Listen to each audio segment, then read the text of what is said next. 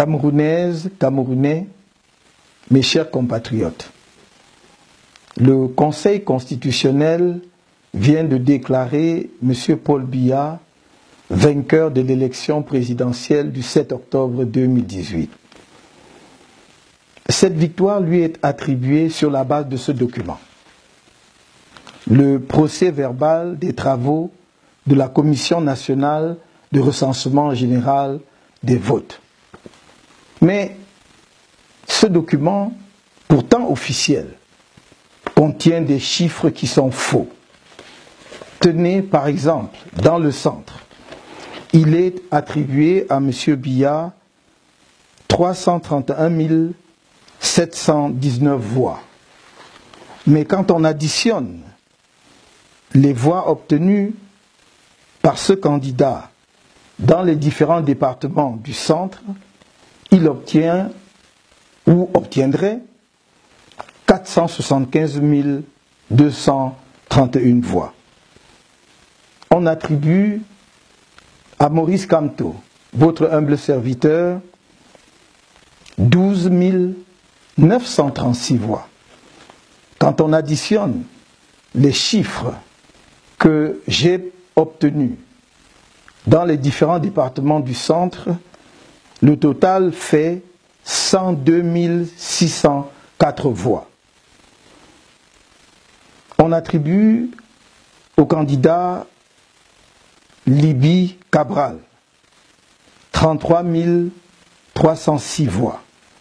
Mais quand on additionne les voix obtenues par ce candidat dans divers départements du centre, il obtiendrait en réalité 65 004 voix. Et ce ne sont pas les seuls exemples de faux chiffres contenus dans ce document. C'est dire qu'on ne peut pas, aujourd'hui, sur la base des résultats sortis des urnes le 7 octobre 2018, proclamer M. Paul Biya vainqueur de cette élection. On peut d'autant moins le faire que nos propres chiffres consolidés donnent les résultats contenus dans ce document que, bien entendu, nous mettrons à la disposition du public. Et suivant la compilation que nous avons faite des chiffres sortis des bureaux de vote le 7 octobre 2018, les résultats de l'élection présidentielle sont les suivants. Maurice Kamto, 1 320 824 voix, soit 39,74%. Paul Biya, 1 278 514 voix, soit 38,47%. Cabral Libby, 349 423 voix, soit 10,51%. Yoshua aussi, 189 878 voix, soit 5,71%. Ndamjoya Adamou, 70 878 voix, soit 2,13%. Garga Aman Hadji, 1,75% correspondant à 58 248 voix. Difor Franklin, 23 687 voix, soit 0,71%. Serge Espoir Matomba, 19 704 voix, soit 0,59%. Akere Mouna, 12 262 voix, soit 0,37% des voix. Au regard de ce que je viens de vous présenter, je suis amené à faire la déclaration suivante.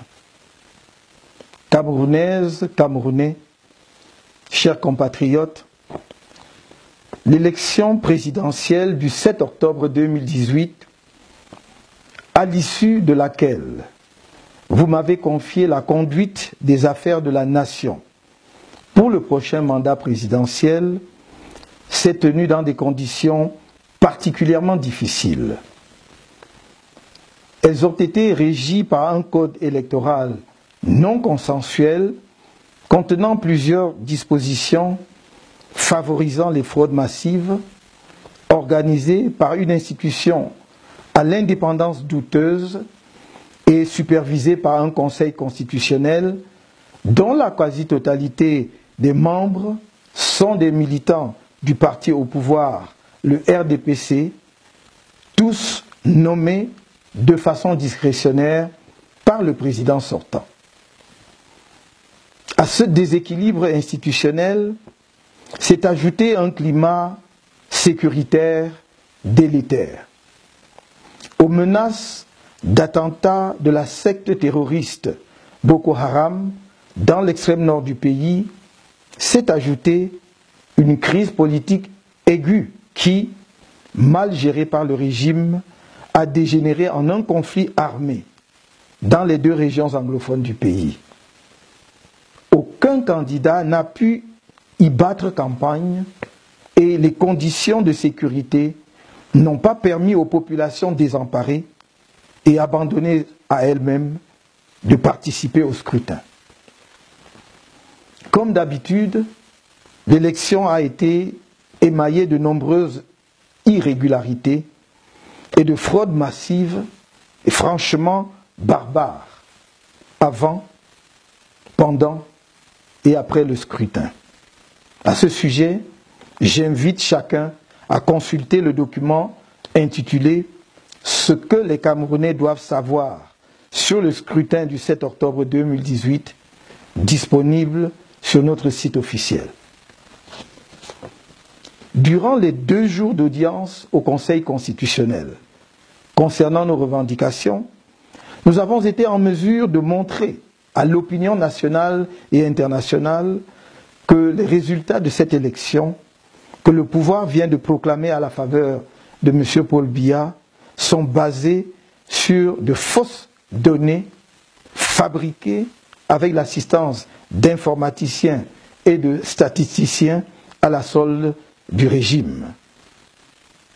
Ces résultats n'ont rien à voir avec ce qui s'est passé sur le terrain le 7 octobre 2018.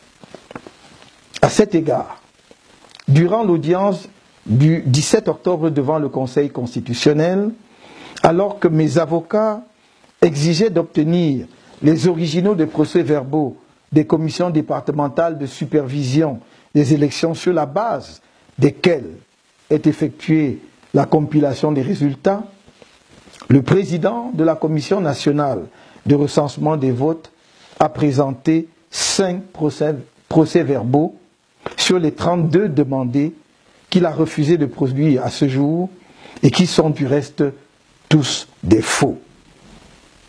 Sur 5 des procès-verbaux finalement présentés, 4 se sont avérés effectivement faux. Mes avocats ont également demandé les bordereaux d'émargement qui sont des documents annexés aux procès-verbaux des commissions locales de vote. Ces bordereaux d'émargement, détenus par ELECAM, constituent des preuves irréfutables pour déterminer ceux qui ont effectivement voté. Cette requête a été également rejetée. Pour montrer l'enchevêtrement de toutes les institutions en charge des élections sous le contrôle d'un individu, le chef de l'État, par ailleurs candidat à cette élection, il suffit de relever que, selon le code électoral, un membre du Conseil constitutionnel est nommé président de la Commission nationale de recensement des votes par le président du dit Conseil. Ce dernier, ainsi que tous les membres du Conseil constitutionnel, sont également nommés par le même chef de l'État. Il en est de même de tous les membres du supposé organe indépendant de gestion des élections, Elections Cameroun, couramment appelé ELECAM, auquel il faut enfin ajouter le ministère chargé de l'administration territoriale. En dépit de ce déséquilibre, et si l'on s'en tient aux procès-verbaux issus des bureaux de vote dans les parties du pays où l'élection s'est déroulée dans des conditions à peu près acceptables, et même dans les zones où le bourrage des urnes par le RDPC était systématique, il apparaît que le peuple camerounais a porté son choix majoritairement sur mon humble personne.